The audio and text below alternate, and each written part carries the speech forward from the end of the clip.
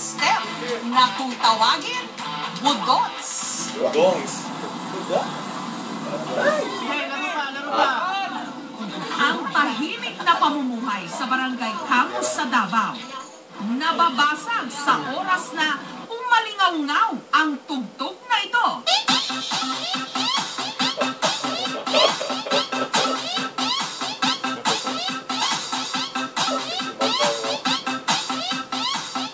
Lahat naglalabasan sa kanilang mga lugar.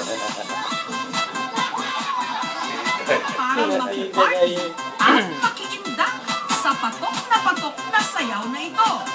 Kahit pa raw yung mga kaliwa ang parehong paa, pwedeng sumabay. Kung tutuusin, parang freestyle lang ang dance steps. May tila nagpapanggago sa ilaw. Meron ding panay ang paggiling.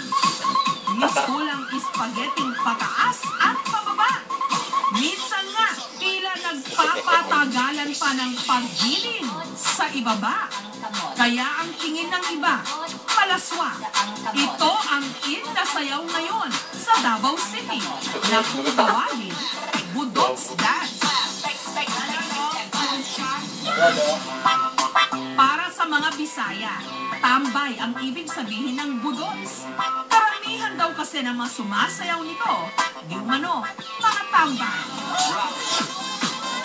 Gabo. Pero hango raw talaga ang budots dance sa paraan ng pag-indak ng ilang mga nangangaroling na katutubong padyaw.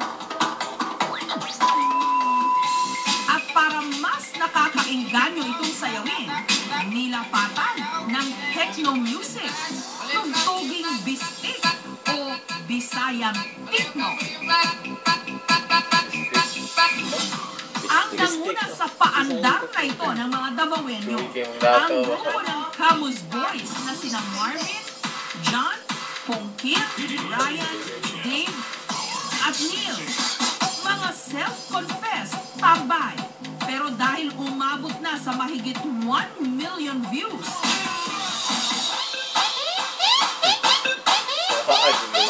ang video nila sa YouTube na nagbubudots dance, sila na yata ang pinakasikat na tambay ngayon. Sa mga ibang activities sa pangit, kaysa doon na lang tayo, sasayaw na tayo, tapos gagawa ng mga ganito, video. Ang kanilang mga video, kung saan-saan din ang venue. Merong nasa ibabaw ng jeep. Habang nagbabasketball. Babaruga pa, favorite. Hanggang sa tapat ng punerarya. Kung makapagbudot sila, talagang wagas.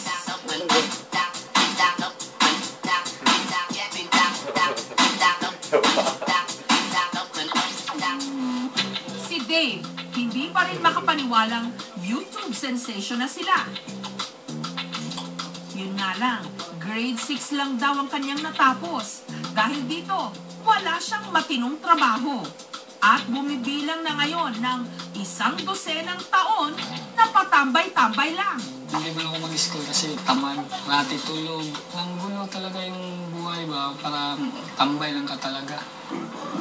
Madalas sa bilyaran tumatambay ang grupo ni Dave. Pero ang talaga raw pastime nila, pagsasayaw. Si Sherwin, a.k.a. DJ Love. Model si Ang nila. grupo. Nakitaan daw niya ng talento sa pagsasayaw ang Camus Boys. Kaya't naisipan niyang turuan sila ng budots dance. Bam bam bam bam bam bam bam bam bam takot. Dito sa barangay namin, mahilig talaga sumayaw. Tapos nagre-remix ako ng mga music na bumagay doon sa sayaw nila.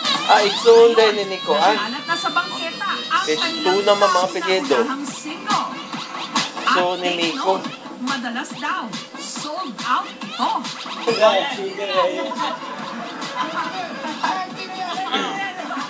Mabenta talaga. Ay, nagulat na lang kami, biglang lumabas yun eh. Parang kinuha lang sa YouTube. Bakit magsimula-mula? Sumisikat kami. maging sa Amerika. Hong Kong at Europa, nakarating na rin daw ang sayaw na ito. At kung dati, uso lang ito sa Mindanao, sinasayaw na rin ito ngayon ng mga tiga-Visayas. Magpapa-OP o out of place ba naman ang mga tiga-Luzon? Ngayon, makikibudots na rin sila. Maging ang ating mga bumper cats na sina Wally, Paulo at Jose, hindi nagpahuli. Nakibudots dance na rin. Ang mga residente ng Barangay 27C sa Davao City, gusto raw maka-showdown ang mga Camus Boys. Ang kanilang mga pambato, ang grupo nila Jimmy at Chris Marie. Pero teka, may hahabol pa raw. Meet the ultimate tandem, ang duo na laging nakikipagtagisan sa mga dance competition sa mga barangay. Sina Nanay Lydia at Nanay Erlinda. Pero bago ang pasiklaban, kanya-kanya muna silang practice. Sila Nanay Erlinda at Nanay Lydia, sinasabay ang pagbubudots habang naglalaba. Itinuturo daw kasi nila itong exercise. Si Manang tuduan at nagbudot sa nagalaba. Kilos, gagalaw. Sumisigla yung puso mo pag makarinig ka ng budots-budots nga tugtog.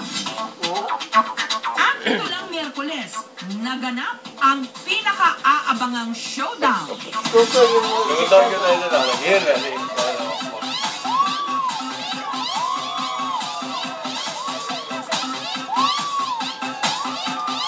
Sa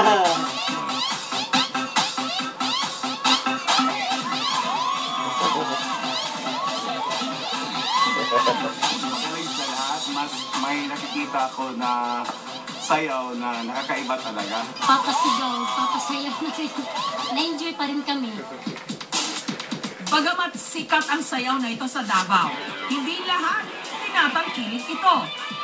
Medyo nakakabastos. Merong mga moves na hindi kaaya-aya. Sa mga babae, hindi magandang tingnan. Lalo na kung maiksi masyado yung mga ano nila, mga damit. Ikaw, sasayawin mo ba siya? Me? No. Bakit? Because it looks weird. As long as masaya kami sa ginagawa namin pag sumasayaw, wala sa amin yun, bahala sila. Oh, standby!